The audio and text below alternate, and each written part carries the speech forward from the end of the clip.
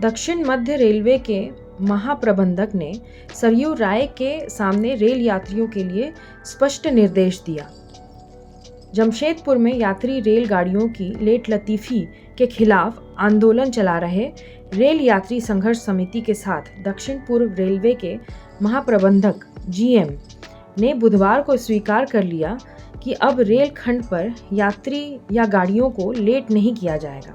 इसके बाद कल चक्रधरपुर के डीआरएम ने विधायक सरयू राय को फोन कर सूचित किया कि जीएम कल जमशेदपुर आ रहे हैं। सरयू राय के साथ वे वार्ता करेंगे। बुधवार को दोपहर बाद रेल यात्री संघर्ष समिति के शिष्टमंडल और रेल जीएम एवं अन्य वरीय पदाधिकारियों के साथ बैठक हुई। विधायक सरयू राय ने रेल जीएम को बताया कि उनकी केवल एक ही मांग है, टाटा नगर में यात्री रेलगाड़ियों की लेटलतीफ़ी बंद की जाए और यात्री रेलगाड़ियों को रास्ते में खड़ा कर मालगाड़ियों के पास खड़ा करने का सिलसिला बंद किया जाए। रेल जीएम ने यह बात मानी। रेल यात्री संघर्ष समिति को बताया कि अब यात्री रेलगाड़ियों को खड़ा कर मालगाड़ियों को आगे नहीं बढ़ाया जाएगा। रेल जीएम ने चक्रधरपुर के डीआरएम को निर्देश दिया कि वे जमशेदपुर में एक पूर्वकालिक पब्लिक रिलेशंस इंस्पेक्टर बहाल करें, जो रेलगाड़ियों को लेटलतीफ़ी और मालगाड़ियों को यात्री गाड़ियों से आगे नहीं बढ़ाने के बारे में जानकारी लेगी। प्रत्येक दिन रेलगाड़ियों के आवाजाही के बारे में प्रेस एवं संघर्ष समिति को सूचित करेगा।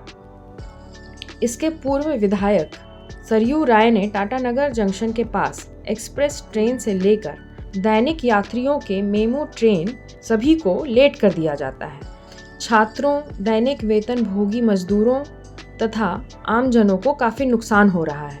टाटानगर के निकटतम स्टेशनों जैसे चांडिल, कांड्रा, गेम्हरिया, राखा माइंस तक समय पर आ जाती है, पर वहाँ से टाटानगर आने में 35-40 किलोमीटर की दूरी तय करने में कई दफ़ा 4 से 5 घंटे समय लग जाता है।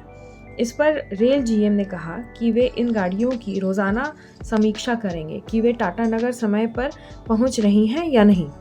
रेलगाड़ी संघर्ष समिति के संयोजक शिव शंकर सिंह और विधायक सरयू राय ने इस व्यवस्था का स्वागत किया। इस तरह हम किसी खबर को लगातार आपके सामने ला रहे थे और आज के इस डेवलपमेंट का स्वागत करते हैं। उन्होंने जीएम साहब को धन्यवाद दिया कि आप लोगों ने कितने बजे नीचे विषय उठा रहे थे उसका आपने संज्ञान लिया और आपने लोगों से बात करने की इच्छा व्यक्त की। ये कोशिश है और हम लोग का एक और केवल एक ही मांग है कि जो ट्रेनें हैं वो समय पर चलें। इसके अलावा कोई दूसरी डिमांड नहीं है। क्या डेवलपमेंट हो रहा है, क्या कठिनाई है, कितना साल लगेगा, कितना 1000 करोड़ रुपये खर्च होंगे, इस सब में हम लोग कोई रुचि नहीं है।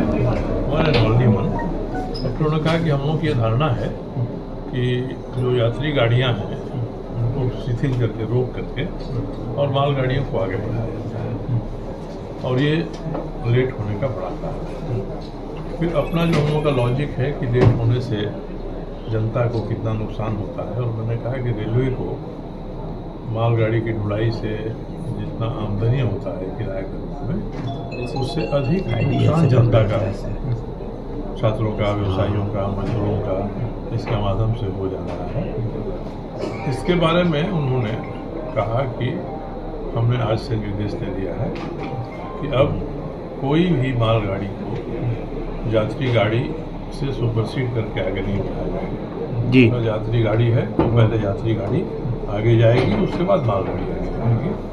तो एक बड़ा जो आज का निर्णय है वो ये है और उसके अलावा उन्होंने बताया कि हम लोग क्या क्या कर रहे हैं। तो उससे नतीजा ही निकला कि पिछले 10-15 वर्षों में देश भर में तो बहुत काम हुआ रेलवे के विकास के लिए।